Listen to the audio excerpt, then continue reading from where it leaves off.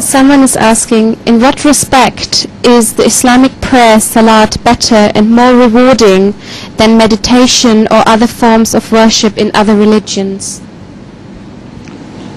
Meditation is also mentioned in the Holy Quran regarding the way of prayer of the Muslims, because zikra is the thing, and we remember God in the prayer in every posture in which other religions used to remember God.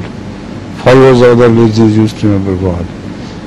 If you look around the whole world of religion, you will observe that some people remember God only standing, some by bowing down in ruku position, some again standing without hands bound here but hanging by their sides, some prostrate fully, and some do it sitting.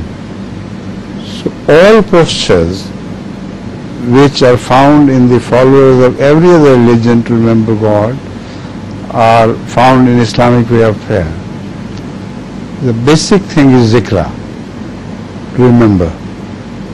And because Islam combines all the Sharia of the previous times, so in prayer also you see this combination, right?